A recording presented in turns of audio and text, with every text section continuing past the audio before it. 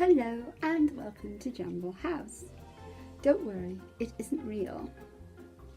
The title of my talk today is A Spider in the Bath. There isn't actually a spider in the bath. That's probably because we haven't got a bath. But the story starts in the days when we did have a bath and no shower. When I was little, we had lots and lots of spiders in the house because we lived in Lancashire in the north of England in an old house, and the spiders were ginormous. They were huge spiders and they always seemed to live in the bath. I suppose they came up the drain and then couldn't get out again.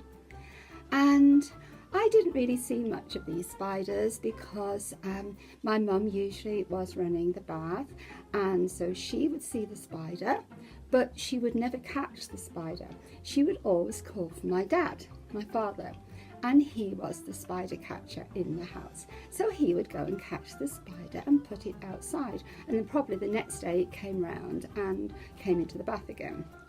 So this went on for years and years, until I grew up and I got married, and then my husband became the spider catcher in the house.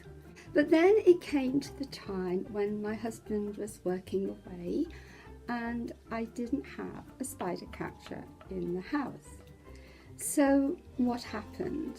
Well, I can remember quite clearly one day when I wanted to run a bath for my young daughter, finding a spider in the bath.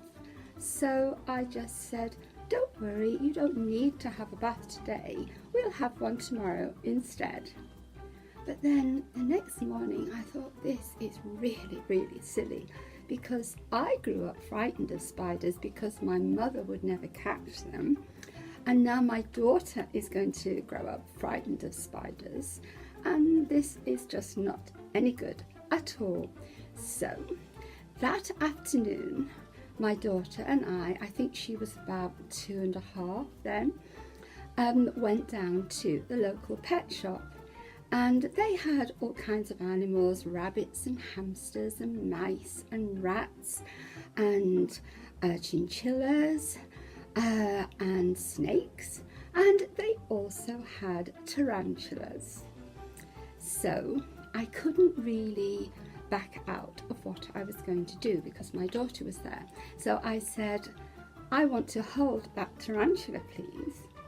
And so the assistant in the pet shop, who knew me very well, got the tarantula out of the cage and he placed it on my hand. And of course I couldn't do anything because my young daughter was watching. So I had to stand there with this tarantula on my hand.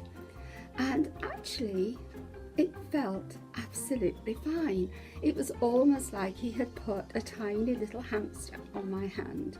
It was furry and it was really quite nice. I thought it would be cold and sort of squiggly and wriggly, but unlike the normal kind of spiders, it didn't wriggle very much at all. And it felt lovely and warm and just like a little hamster, nice and furry. And actually I fell in love with this tarantula and said, okay, I'm going to buy it, I'll take it home as a pet. And that is what I did. And we had this tarantula in a glass tank with a heating pad for a long time in our house. It kept the guests away. It also sort of kept my husband away from that room as well, because he still didn't like it, even though he had been the spider catcher in the family. And then from that time on, spiders just didn't worry me. The first time I was faced with like a normal spider which was scurrying around was when I was teaching, and we were sat in the morning briefing in the staff room, and this enormous spider started to walk across the carpet quite quickly. And of course a few people kind of like yelled and screamed, and I think someone jumped on a chair, and I thought, right, I have to do this now because this will prove that the tarantula has actually cured me of my fear of spiders. And so I walked over and I just put my hand down on the spider and caught it and took it outside. So that is how I cured my fear of spiders. As usual, these talks are completely unscripted, unprepared. It's just like I'm in your living room and having a normal conversation with you. But that does mean that it is more difficult to understand. So when you have the opportunity to listen and watch the video a few times, I will put a transcript onto my website.